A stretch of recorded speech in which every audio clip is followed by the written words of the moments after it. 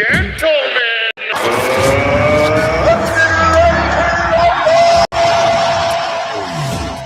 This is Empire State of Sports with Landon. The Yankees have really, I think, made a mess of themselves this all season. This is the worst. Cashman's insistent that they're not running this roster back. He's acting like we can't see. It's not a lie, if you believe it. It just screams spare parts to me. It screams, let's put a donut on a car and then ride it on the highway for 500 miles and hope it doesn't fall off.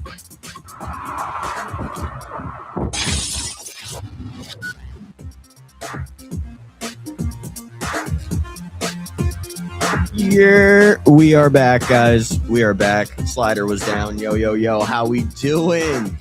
Had a great week. Had a great weekend. I was on Thursday. We're already back. I'm not really used to that, and I don't think anyone here is really used to that either. I realized that music was probably very loud because I didn't fade it down like a jabroni. But yo, we're back. It's Landon Popovic for Empire State of Sports, and let's start off in the Bronx for 8 games, 8 wins, 8 nights of Yankees baseball that reminded this city exactly who runs the league. Not just the division. I wrote down the division, but we run the league, yo. Compared to what everything the rest of the league has been doing, the Yankees have been absolutely phenomenal. I think it threw away everyone's kind of, how do I put this? Skepticism around running it back. It really took a lot of flack off of Brian Cashman, which I don't know if it's rightfully so, but it definitely did in my eyes. But we were rolling last week. Jazz Chisholm lighting it up. He's starting to heat back up as the weather warms up. Ben Rice is looking like a star still. Had a home run in the Astro series, as well as a bunch of extra base hits. That's a stud right there at first base. Lineup as a whole just clicking on all cylinders. But then we get to Sunday night, and minute for minute, the Astros handed us our first real gut check of 2026. A 7-4 loss. It really should have been a 7-1 loss, but they fought back in the 9th, had the bottom of the order getting some things done. Jose Caballero, Ryan McMahon, those dudes getting it done, but just not quite enough to come back last night.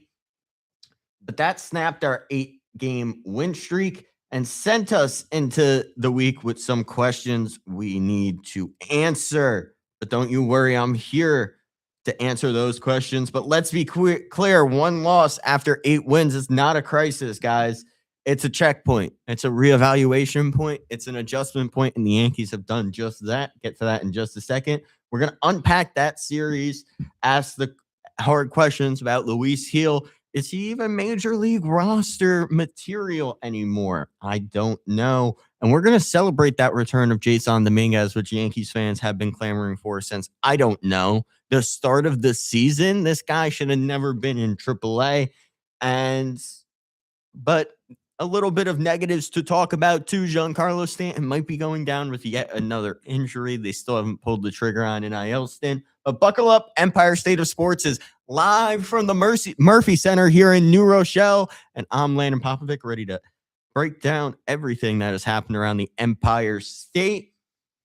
Let's talk about that Yankees-Astro series a little bit more. I mentioned a few things about what I liked, what I didn't like. But game 1 was Friday. Yankees absolutely routed the Astros. That game took forever, though, and I really just wanted to go home. I think we all did, but it was obviously a great offensive showing. They scored 12 on 13 hits, did not have an error, played really clean baseball. Jazz Chisholm started to show even more signs of heating up, was 3 for 5 with a home run, 4 RBIs, and 3 runs scored, was an absolute machine in that first game on Friday at Minute Maid Park. And then you look at Jose Caballero, who across the past 10 games has really been heating it up. He was 2 for 4 with a home run and 2 RBIs. We're going to have more on him later, bringing up questions surrounding a certain shortstop that has been our shortstop the past 2 years. And just a few weeks ago, Yankee brass was claiming would be our starting shortstop, but now have started to retread on some of those statements in Anthony Volpe. And let's talk about Will Warren, because he was incredible in game 1, 6 innings pitched, 6 strikeouts. He has an ERA of 3 on the year. This guy is absolutely locked in. And I think the rotation was the biggest question going into this year. I just had a conversation with someone I worked with over at Fox about how surprising this Yankee team really has been, just being able to run back the same roster and still get ultra productive results, hanging in the top 3 of teams in the MLB right now. And the OPS the Yankees had night 1 was a 1.192 OPS, and they were 7 for 12 with runners in scoring position, which is absolutely massive. When the Yankees do have runners in scoring position, last year they needed to do a better job of executing with those runners, and this year they've done a great job at that. Now fast forward to game 2, which happened on Saturday. Yankees picked up another win, 8-3 over the Houston Astros, and the series win. They had 12 hits in that game as well. They were on base a total of 13 times, a 489 on base percentage on the night. Austin Wells, who has been a little bit of a stinker this year, started to heat it up. He was 2 for 5, had a home run and 2 RBIs. You know, having the catcher chip in big is going to be massive going down. And I like how Ryan McMahon's also contributing.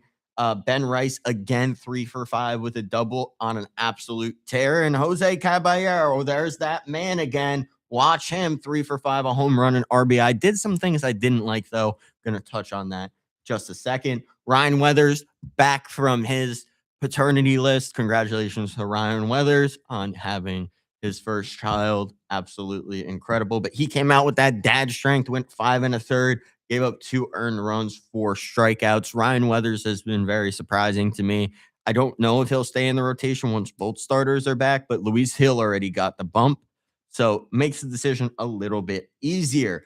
And Houston's bullpen that has been pretty much terrible all year continued to be terrible, and the Yankees capitalized on it. Bennett Sousa gave up 2 earned runs in just a third of an inning. Astros were 1 for 6 with runners in scoring position all night. So Yankees pitching was doing a great job of holding those runners where they were. Now you move to game 3, where the Yankees' 8-game win streak was snapped. Unfortunately, Luis Hill was really the biggest talking point of that game, in my opinion.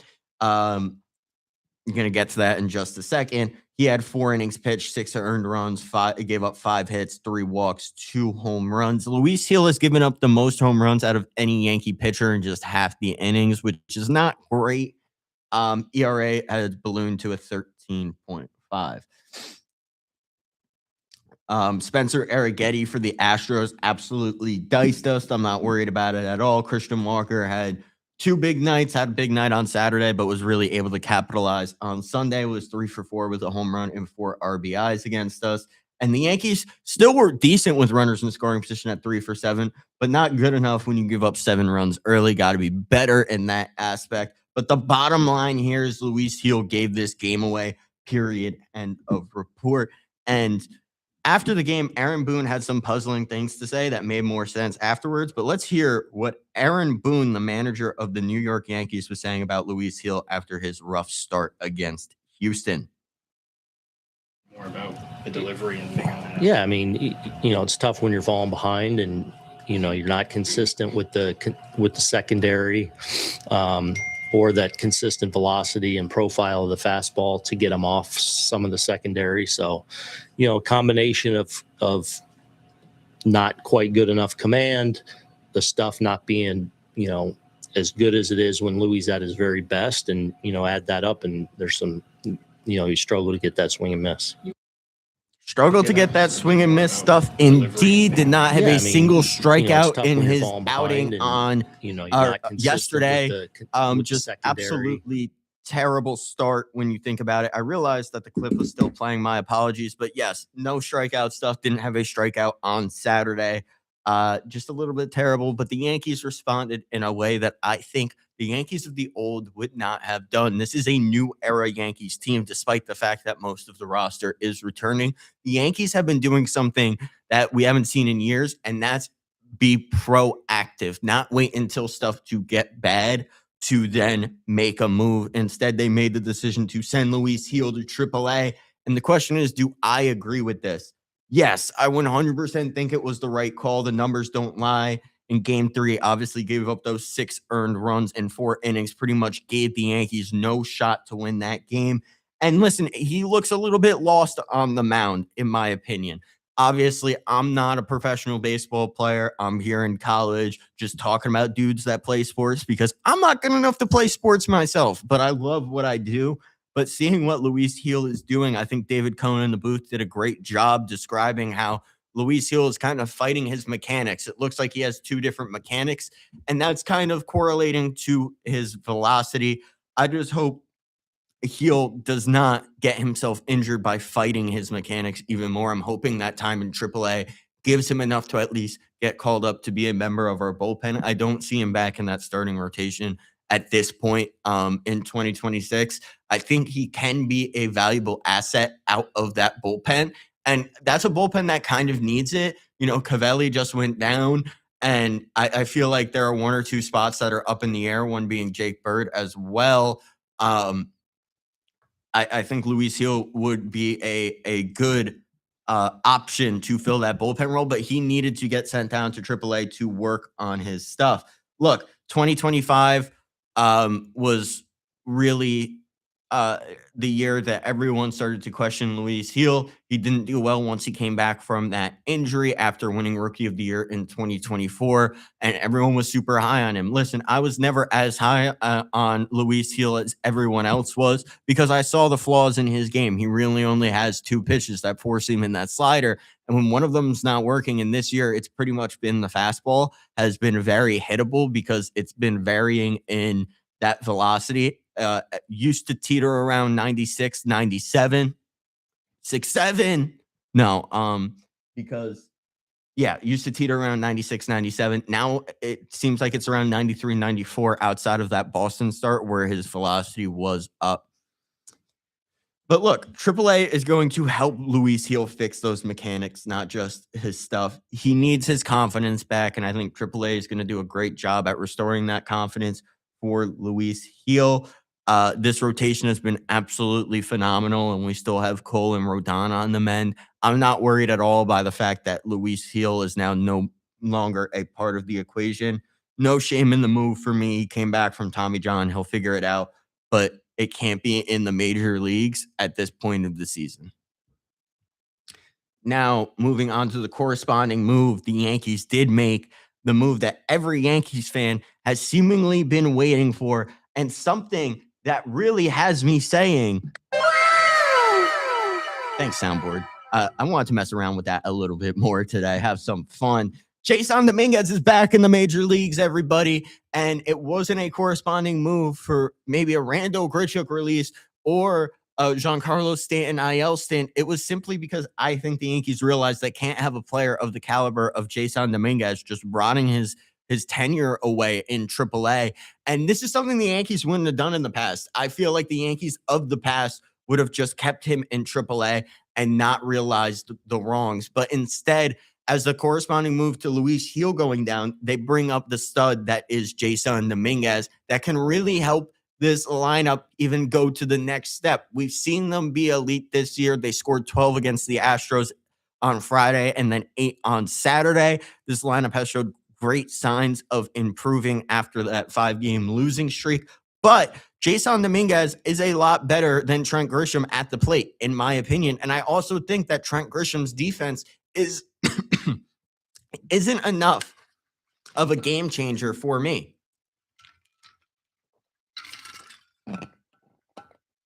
I think that Trent Grisham has showed regressions this year and even last year in his defense. And let's face it, he's never going to hit 30 home runs again. And you know a guy that can hit 30 home runs again? His name is Jason Dominguez, a guy that everyone called the next Mickey Mantle. And he's back on the roster, and I think he's going to be here to stay. I don't think the Yankees would have called up Jason Dominguez if this was going to be just a short little stint until Anthony Volpe returns to the roster. Now, what do I think they do on the pitching side? Because obviously we're running with a 4-man rotation. I honestly don't know right now what the move is. I think the hope is that Carlos Rodon will be back sooner rather than later, but you can't bank on the fact that Rodon's going to be back soon. You can't rush him back. Calves are tricky. it could spread. And I don't want Carlos Rodon to have another setback because he already had one earlier this year in that rehab stint. So I don't know what they do on that pitching side, but obviously going back to the man of the hour, Jason Dominguez absolutely teared it up down in AAA. He had an 893 OPS with a 330 average. Just adds to the danger of that lineup. And Judge, Chisholm, Rice, and Bellinger. Yes, losing Stanton does hurt. And you talk about that track record for Giancarlo Stanton. Went down in 2020 with a hamstring. In 2020, 2023, 2024, left quad in 21, and a right ankle and left Achilles in 22, and then the elbow in 25. Look, calves and hamstrings are attached. I don't know if that's news to anyone that's listening. I know we're not scientists, we're sports fans, but your calf and your hamstring, they're connected. So I don't want to rush Giancarlo Stanton back. I don't think we have to with Jason Dominguez now being up. I think that the right move would be to place Giancarlo Stanton on the injured list. Now, do I think he wants to go there? I don't think so. I think Giancarlo Stanton has made it a point that he wants to play in as many games as possible this year. But Stanton needs to realize what's best for him and what's best for the team is probably him to sit out a little bit. Listen, he's 36 years old. The injuries were just bound to happen. He's had a decent start to the season.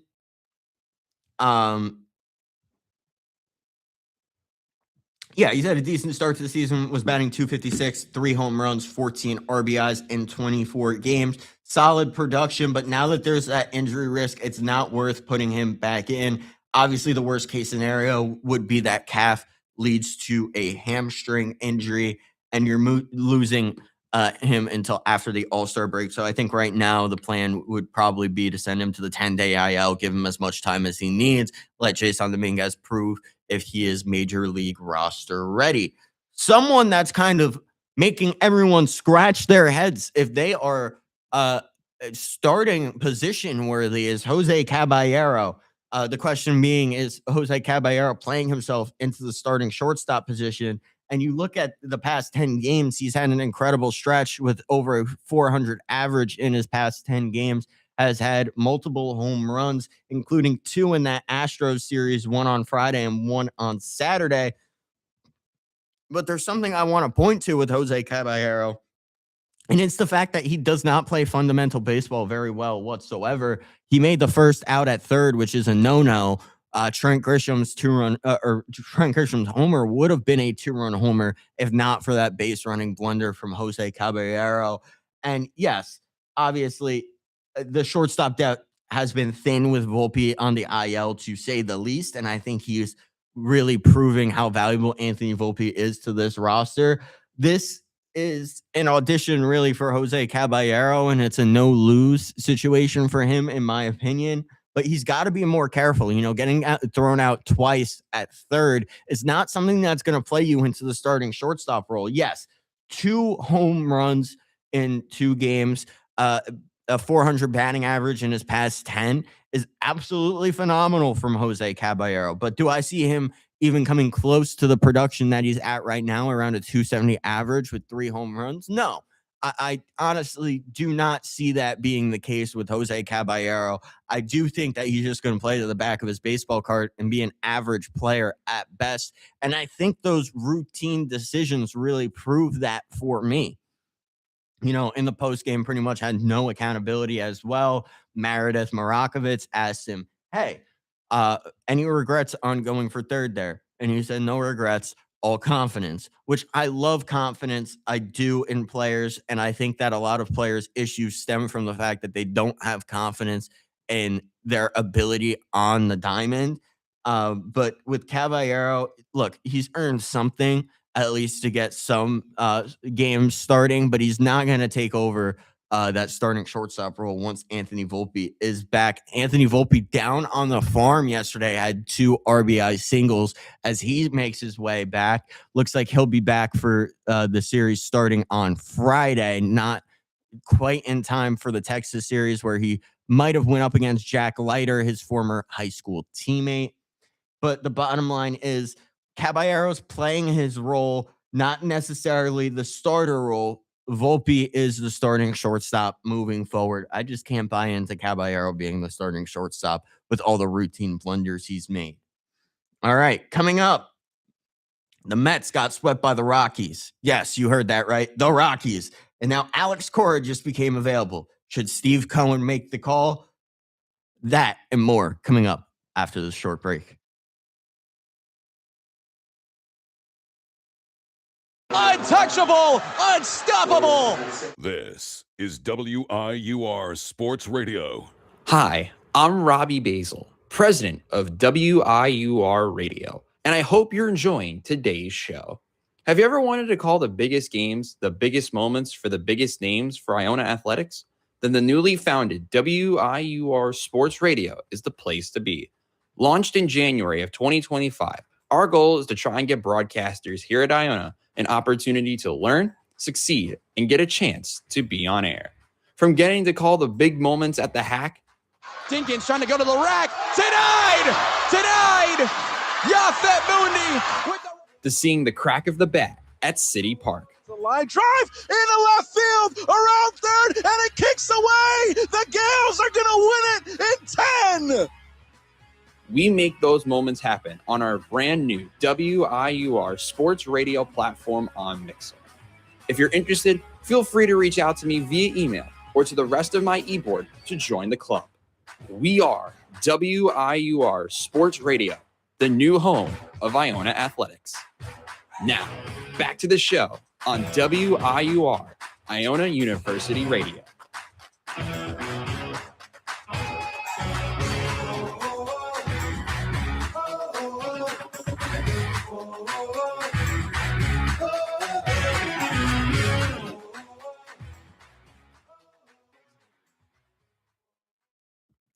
Here. Yo, we're back. Welcome back. I need a moment, though. I need a moment. Because the New York Mets, a team with over $700 million invested into Juan Soto alone, almost $350 million total, just got swept by the Colorado Rockies. Not the Dodgers, the Rockies, a team that has been baseball's punching bag seemingly for decades. 3 games, 3 losses, 0 runs in the final game. They are 9-19. They have lost 15 of their last 17 games. And Alex Cora just got fired by Boston and is sitting at home waiting for his phone to ring. Mets fans, today we answer the question everyone is asking. Is it time to blow things up? Is it time to fire Mendoza? And is the rotation the worst in baseball? Let's get into it. So, looking at that Rocky series, man, I had Chase and Chris on here who are actually in the pre-pro room right now. I could see him back there. I'm trying to be a little quiet for this one. No, I'm not. What am I talking about?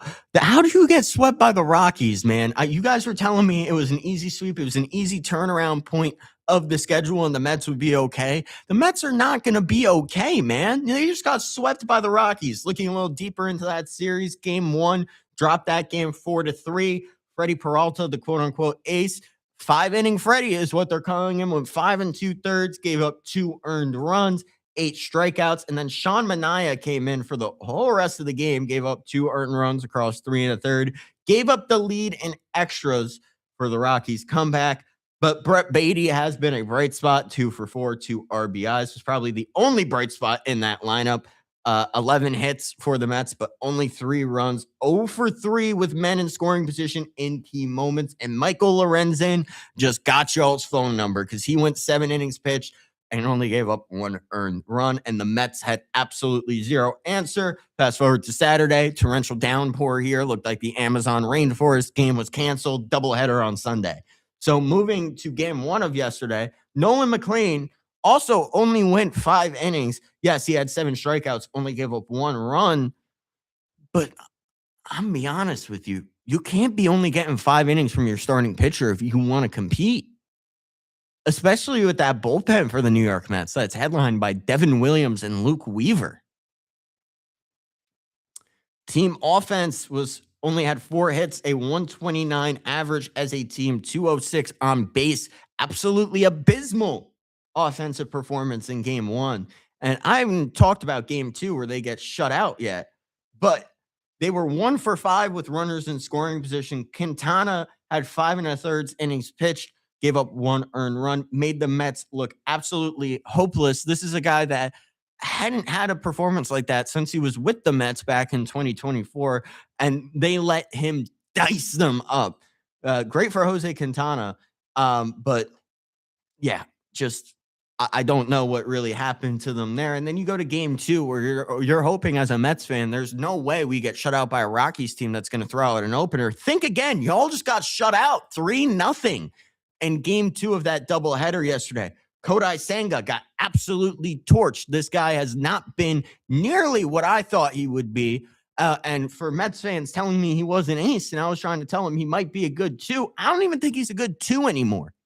Might not even be a good 3. He's a 4 or 5 starter at best. Went 2 2/3, gave up 3 earned runs, 3 walks, a home run, ERA of 10.125. Absolute embarrassment for someone that Mets fans were trying to say was an ace. But 6 hits, 0 runs, 0 for 6 with runners in scoring position was the real story. Juan Soto pretty much could not do anything, was 1 for 4 with 2 walks.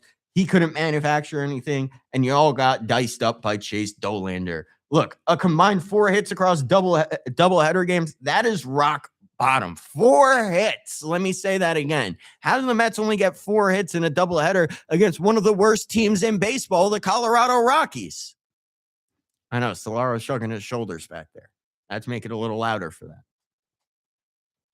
But obviously, the news coming out this weekend, Alex Cora has been let go by the Red Sox after taking them to a World Series championship and coming back for his second tenure in Boston. And that makes everyone seemingly ask the question, is it now time to pull the trigger on firing Carlos Mendoza and picking up Alex Cora? And look, the case against Mendoza is pretty clear. 9-19 entering today, has not been able to do much as the manager, tied for the worst in the NL with the Philadelphia Phillies, another member of their division. 2-15 in their last 17. Look, that's not a slump. That's an absolute collapse for the New York Mets.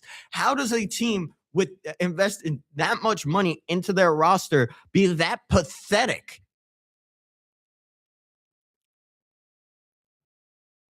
And then you look at this year, the Mets did not pick up the option for 2027 with Carlos Mendoza. He has 0 leverage right now. I think right now is the perfect time that you let go of him. Last year was 45-24, then went 38-55 the rest of the way. Yet again, with a roster that had over $300 million invested into it, that is not good enough. He is not getting the best out of his rosters right now. And then you look at the team identity, there is none for the New York Mets. And then obviously you look at the tenure of Alex Cora now. Cora won it all back in 2018. He knows how to handle a big market. Was in Boston, had 621 total wins as a manager. That track record is absolutely real. Obviously had some cheating scandals thrown in there. But look, the guy likes to win. He wants to win. He has been very vocal after getting fired on social media about where he thought the front office went wrong. And step one was trading Mookie Betts back in 2020. And Cora is being reported by Bob Nightingale that he won't be available wrong. Philly's already circling, your division rival, and urgency matters. Every day without action is a decision to stick with failure. So my take on this, yes, the Mets absolutely have to fire Carlos Mendoza immediately. They should have done it as soon as the plane hit the tarmac back from Boston. And look, you have $700 million invested in Juan Soto. You have Luis Robert Jr. This roster is just too good to be 9-19. And Mendoza obviously is not the problem alone. David Stern built this flawed roster, but changes have to start somewhere. Devin Williams has a 10.29 ERA and 9 appearances as a closer. That's unacceptable. You all let the best closer in baseball just pretty much walk to Los Angeles and join the juggernaut that is the Dodgers. And Cora coming in would send this team an absolute message. Ownership is serious. Accountability is real. Playoffs are still possible. You can always fire Cora after this season if it doesn't work out. But I think the time is now to get Alex Cora if you're the New York Mets and Steve Cohen.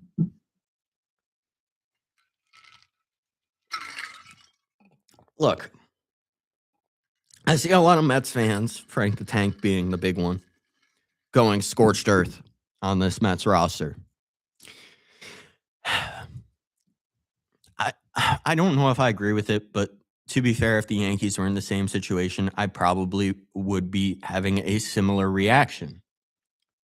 Obviously, they had some big offseason moves, signed Bo Bichette, traded for Freddie Peralta and Luis Robert Jr.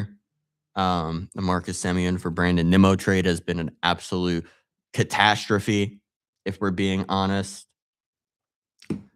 And Jorge Polanco to replace Pete Alonso was probably the biggest embarrassment of them all. You let someone that broke the record in Mets home runs just leave without even putting up a fight. That's an embarrassment. You guys have not had a franchise player since David Wright.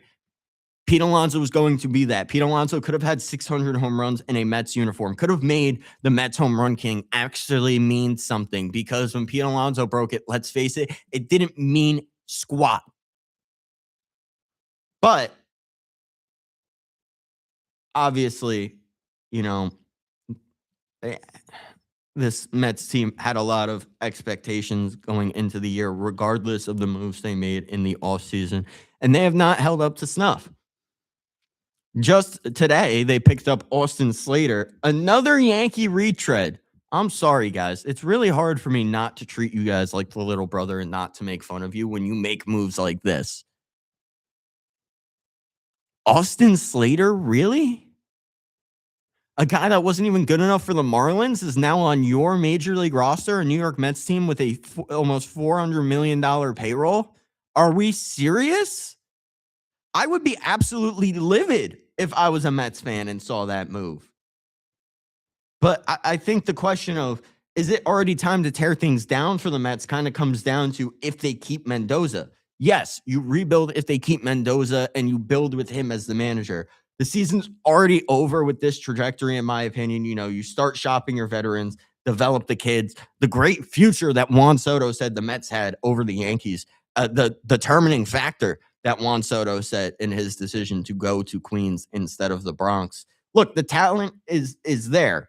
They have Soto, Bichette, Robert Jr., Alvarez, Peralta. A capable manager can change this dynamic in Alex Cora, and that's why I think if they get Cora, you keep most of the roster the same, because I think he would be able to get a lot more out of this roster than Mendoza has. But obviously, we're in late April. The 2024 Mets went on a miracle run from a similar spot, but that 2024 magic can't be counted on twice. The margin for error is absolutely gone. For God's sakes, you all just got cursed by Danhausen, or uncursed by Danhausen, and still can't win. Well, I think you all got to send him his human monies first, is what he said. Obviously, Soto's contract kind of makes a full rebuild impossible anyway, so you're kind of locked in. So compete or trade him. I wouldn't be shocked if the Mets go the Texas Rangers Alex Rodriguez route and Juan Soto's gone. Maybe not this offseason, but if they were to have another horrid season next season, Juan Soto could be gone. Or maybe even Lindor gets traded this season. I don't know. I think there's a lot of question marks when it comes down to this Mets roster and what it'll look like next year. And obviously something that has been a major issue for this team has been that Mets rotation. And I ask, is it the worst rotation in baseball? Because Kodai Senga, a guy that you said was supposed to be an ace, has a 10.12 ERA. That is flashback to the injury hell that he had from 2024 to 2025. He cannot be counted on if you're the New York Mets.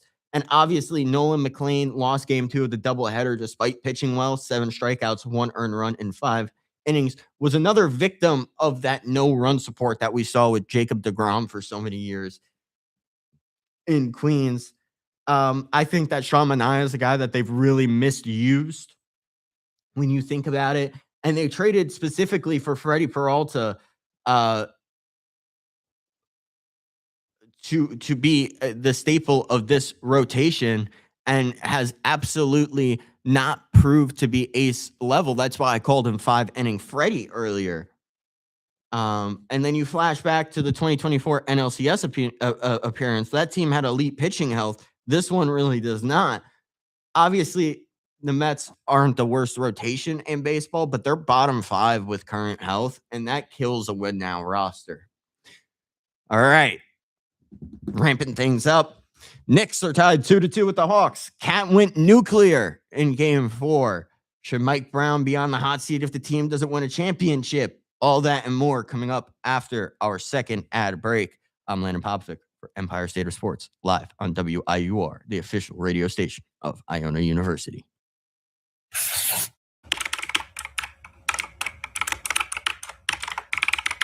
This is WIUR Radio. Hi, I'm Morgan Beastie from the Ionian, and I hope you're enjoying today's show. Are you looking for the latest scoop on campus news, sports, and more? Check out the Ionian, Iona University's very own award-winning student newspaper. We keep you up to date with everything happening on and off campus. Want to know about the big game, the latest campus event? It's all in the Ionian. Join the conversation. Read, write, and get involved. Visit www.theionian.org or pick up a copy around campus. Stay informed, stay connected. Now, back to WIUR, Iona University Radio.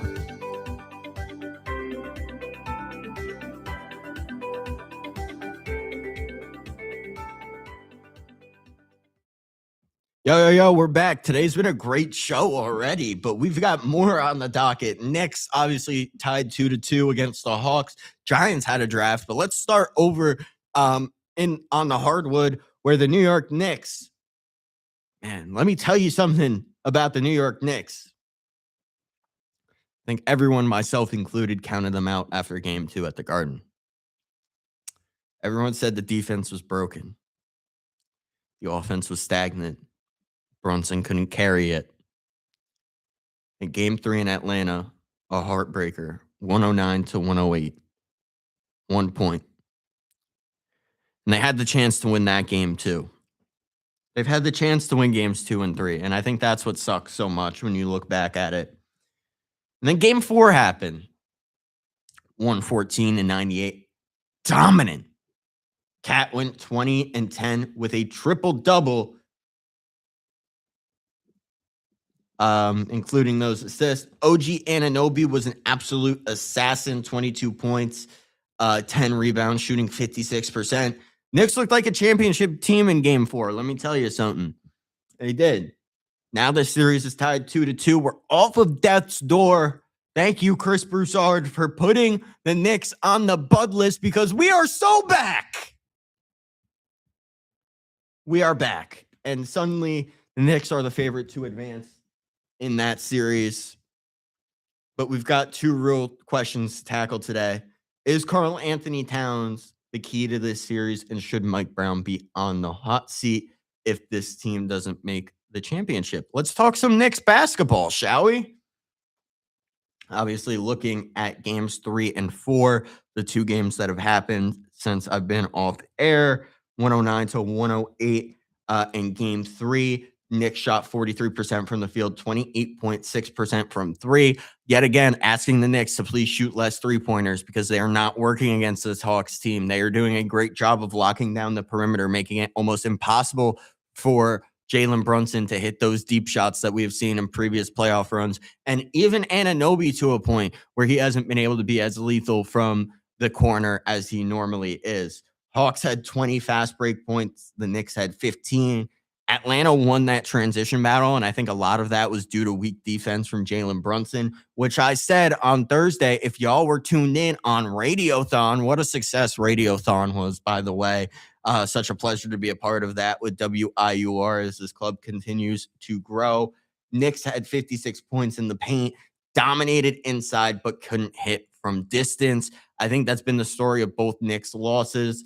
Hawks' biggest lead was 18 points. Knicks obviously mounted a furious comeback, but fell 1 short. Knicks turned it over 18 times. That's a series-defining stat, and a lot of those came from Jalen Brunson. Jalen Brunson had 3 turnovers late after he was hurt. That was a scary sight. OG Anunoby, yet again, had 29 points, 9 rebounds. And I have to ask where Cat was, only scoring 21 points, 17 rebounds. He should be more involved in this offense. And when we talk about game 4, I am going to talk about how happy I was that Cat was more involved with this offense. Mike Bridges, though, man, minus 26. I have to think about how we gave up 5 first-round picks for Mike Bridges, because what a disaster that trade has turned into if you're New York and Chris Rose. Because, man, this is a guy that you wanted to come in here and be a part of this new Nova Knicks movement. You thought that this was going to be the difference maker, that he would be better than Dante DiVincenzo. I think that it's arguable the fact that Dante DiVincenzo would have been a better piece on this roster. And man, what a heartbreak to see DiVincenzo go down for the Timberwolves with that Achilles injury. You could see it pop. It was brutal to watch. I'm hoping him to have a speedy recovery. And what really went wrong in game 3 was that they were 10 for 35 from 3. You cannot win playoff games shooting under 30% from 3 in this current state of the NBA. I think that is clear after game 3, and an 18-point deficit was just too much to overcome. And this blind loyalty to starting Mikal Bridges because we gave up 5 first-round picks for him. Yes, those picks could have went for Giannis Antetokounmpo. I could say it till I'm blue in the face, but obviously they didn't. Mikal Bridges is on our roster, whether we like it or not. And he's been absolutely a non-factor in the first round so far. But now you move on to game 4 where things looked bright. Knicks shot almost 50% from the field, 45% from 3. That shooting progression really was the reason that the Knicks looked so good. And a lot of that was because of adjustments that were made. They were a lot less Brunson reliant. They started giving Cat the rock more. They started realizing that OG might actually be a star himself. And the Knicks had 50 points in the paint versus Atlanta's 44. Dominated inside. And a lot of that was because, man, Cat knocked down McCollum pretty much right off the bat. Showed him who's boss. Showed him that you don't mess with the big boy Knicks. My dad was telling me back in the day, when you played the Knicks, there was one thing that was for certain. You were leaving that game black and blue, and Karl-Anthony Towns made it so. Also had a triple-double with 71.6% true shooting, the best player on the floor. Anunoby yet again at over 20 points with 22, 10 rebounds, 56% from the field. And Deuce McBride had 11 points, a spark plug off the bench. And Mikal Bridges, I guess you could say, bounced back with 8 points on 75% shooting with a plus or minus of 0. I guess he showed up when it mattered, and for that, I'll give him some sort of credit. And Mitchell Robinson, listen, I asked this Knicks team to please play the duo of Karl-Anthony Towns and Mitchell Robinson more because the Hawks really have no answer for it on their side of the basketball. 8 points, 8 rebounds in limited minutes. That he had interior presence when needed. And they forced Alexander Walker to turn the ball over 6 times, had a minus 17. He single-handedly fell apart, and it was nice for the Knicks to be on the better side of the turnover battle. So obviously, Cat had a triple-double in Saturday's game. Looked absolutely unstoppable. Untouchable, unstoppable. Sorry, Robbie. I had to do it there.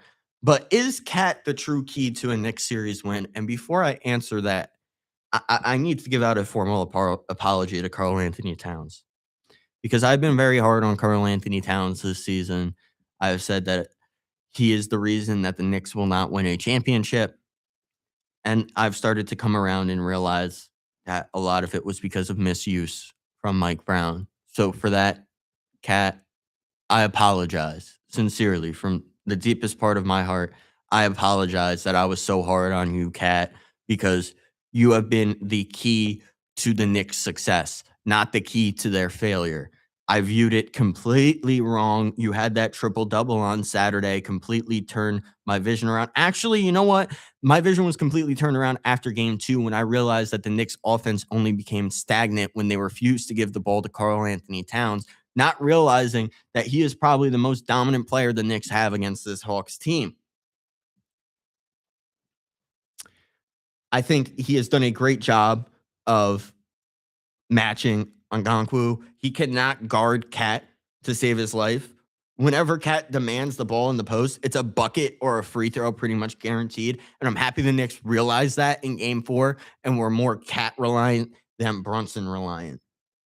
Obviously, he stretches the floor, forces Atlanta's big men to guard him on the three-point line, opens the paint for Brunson and Anunoby. I think that's perfect. It's a perfect recipe for success. I don't think that we should be relying on Brunson just rushing the paint all the time, though. I think Anunoby is more so of an option this series. Things can change as we move forward in the playoffs. I'm not saying Brunson's a non-factor, but I do think in this matchup specifically that Cat and OG Anunoby are going to be the keys going forward. Obviously, both of them have had multiple 20-point games in this series. And Karl Anthony Towns, I didn't even touch on his passing. His passing has been absolutely elite. 10 assists in game 4. He's been asked to do things most centers never do, and that's play an elite level of offense. And I have to give Cat credit where credit is due. He's doing a great job of doing that. So I think that obviously, I think the bottom line is the Knicks go as far as Cat can take this team, at least in the first round. He is the X factor. He is the differentiator. And the reason game 5 is at home with momentum is because of Karl Anthony Towns. So obviously a big question surrounding the Knicks has been head coach Mike Brown. And what the Knicks will do if Mike Brown obviously does not make it past this round, which is still yet to be seen. And I don't want to say anything that could make it seem otherwise. Like, the Knicks are not guaranteed to win this series. They still have to put their foot on the gas. And I'm still hesitant to believe that they will. But Mike Brown has been disappointing this postseason, to say the least. And I think he has to make the NBA championship for his job to be safe. And the question a lot of people are asking is, what does it take for Mike Brown to not lose his job? Or should Mike Brown lose his job if the Knicks don't make the NBA Finals? Listen, this roster is built to compete now. It is built with Jalen Brunson, OG, Cat, Hart. A first-round exit would be a catastrophic underachievement. I can't state that anymore. And it looked like it would be because Mike Brown just did not know how to adjust and was so Brunson reliant. It really just ticked me off and sent me to another level of, man, I hate being a Knicks fan. I hadn't felt that in a long time, but Mike Brown has made me feel that at multiple points this season where, man, I hate being a Knicks fan. But obviously the case against Mike Brown is going to be, Brown is in his first year. You don't fire coaches after one season without full context. And when you're not getting the most out of your roster, pointing to Bridges kind of disappearing in game 3 as one of my biggest examples of as evidence, like, is that a roster issue or a coaching issue? I saw Mikal Bridges be a star in Brooklyn, of all places. I know he has that ability. I think a lot of this has to do with the way that Mike Brown is using Mikal Bridges. And obviously the turnover problem, 18 in game 3, is a systemic issue. That is one thing that I could pin the nail on the head, that it is a systemic issue. It is a Mike Brown issue with the fact that this team has had as many turnovers as they have. That is a complete coaching adjustment problem. Game 4 response was excellent, though, for Mike Brown. The team came out with elite focus and dominated. Brown clearly made adjustments. Like I said, have to give credit where credit is due. Mike Brown was able to adjust, learn that he had to give the ball to Karl Anthony Towns more than he had been in the first 3 games, because if they had, the results could have been different. The Knicks could have had a sweep. And realistically, the Knicks could have had a sweep because both of their losses have been pretty much by one possession. And look, the series is tied 2-2. Let's not make this decision until we see how this all plays out. I can't really give a verdict on whether or not the Knicks should fire Mike Brown until I see if Mike Brown is still able to adjust further on in the series. Because let's face it, this isn't going to be the first adjustments Mike Brown has to make in this series. There are 3 games left, and they're going to be fierce. They're going to be physical. Is Mike Brown up to it? I don't know. Obviously, if they get to the second round and they fall there, that would also be a catastrophic failure. I think it's championship. You make it to the NBA championship, or Mike Brown is out, and the Knicks will have 3 coaches in 3 years, which I think is terrible because I've seen this exact recipe play out with the New York Rangers. And I think that for it to happen to the Knicks would be the start of the Knicks free falling yet again. But on to brighter topics, a team that does have a new coach. Giants had a huge draft. Arvell Reese fell into their lap, and they're already being called the scariest defense in football. Plus, closing thoughts on everything we have covered this semester. All that and more coming up next after one final ad break. This is WIUR Radio. Hi, this is Anthony Carlo, TV news reporter in New York City and proud alum. If you're looking for a career in media, Iona is the place to be. From internships to real-world experience, Iona's media program is unprecedented. Take it from an industry professional who made it in the biz. Now back to WIUR, Iona University Radio.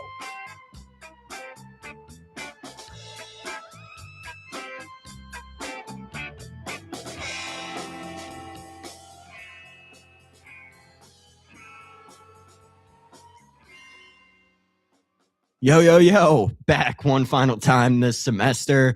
Landon Popovic on Empire State of Sports. Man, it's been a pleasure to host this show yet again this year. We got a national award, but no more of that sad talk. We'll talk the semantics as we get to the end of the show.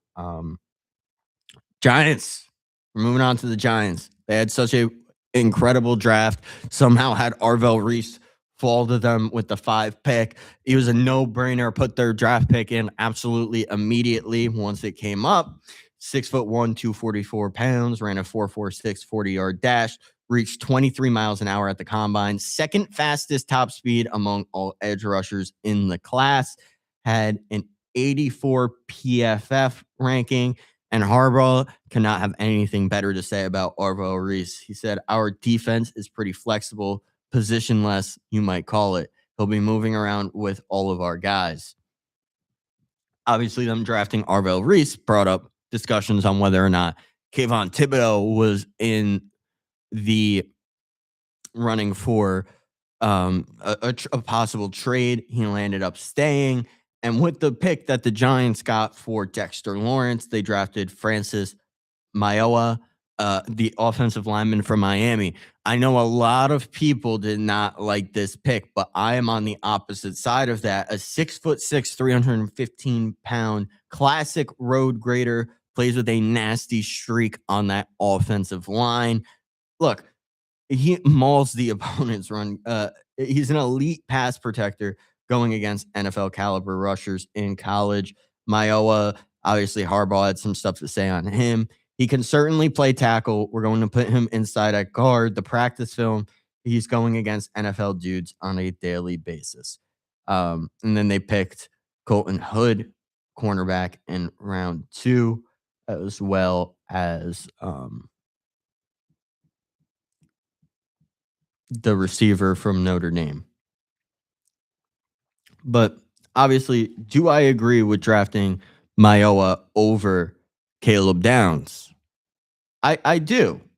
Maioa is arguably the best lineman in this draft. He's a terrific run blocker, handles elite pass rushers in college daily. And I really didn't think safety was a position of need. O-line was a bigger need for me, especially when you have a running quarterback in Jackson Dart and someone like Cam Scadaboo that pretty much just brunt forces his way to get 10 yards.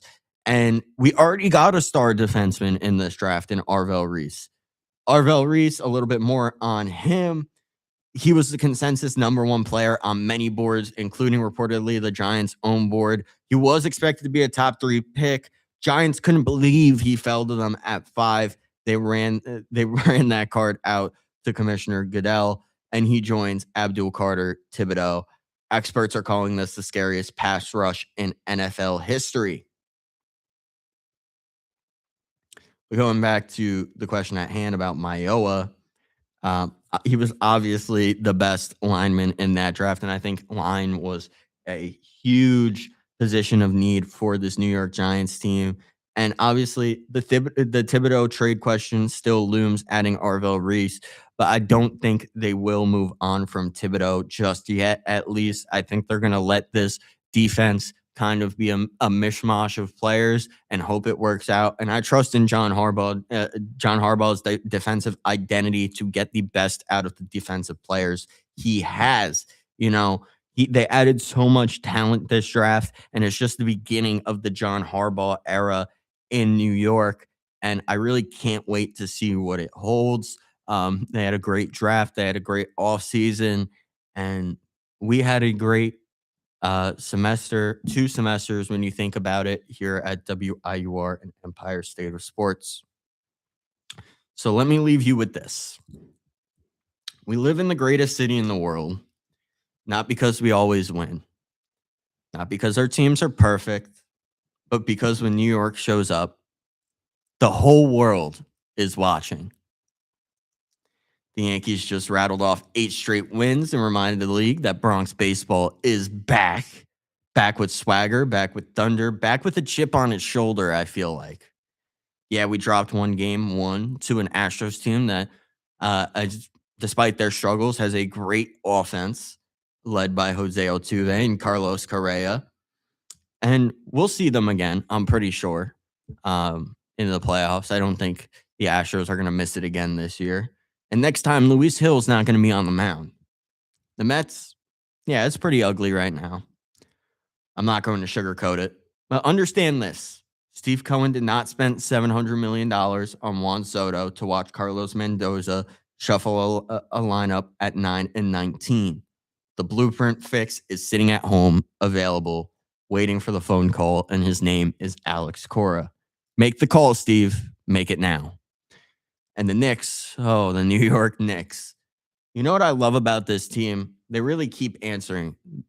They lose by 1 in Atlanta. They come back and blow them out by 16 in Game 4. Karl Anthony Towns puts up a triple-double. Jalen Brunson's obviously Jalen Brunson. Game 5 is Tuesday at the Garden. Can't wait for that. Crowd's going to be electric, and I believe in this team. And the Giants, look, the John Harbaugh era is here. Arvell Reese, Abdul Carter, Brian Burns, Kayvon Thibodeau. That's not a defensive front. That is a problem. Francis Maioa is going to protect Jackson Dart and open holes all season. The future in the Meadowlands is bright blue and built to dominate. This is Empire State of Sports with Landon Popovic. Thank you for an incredible semester, everyone. Every single one of you that has been listening to me. I gave you everything I had, and it showed every single week. The city deserves great sports coverage, and I feel like I was able to deliver it. Bringing back the intercollegiate broadcasting system, best sports talk show was an absolute honor to bring back here to WIUR.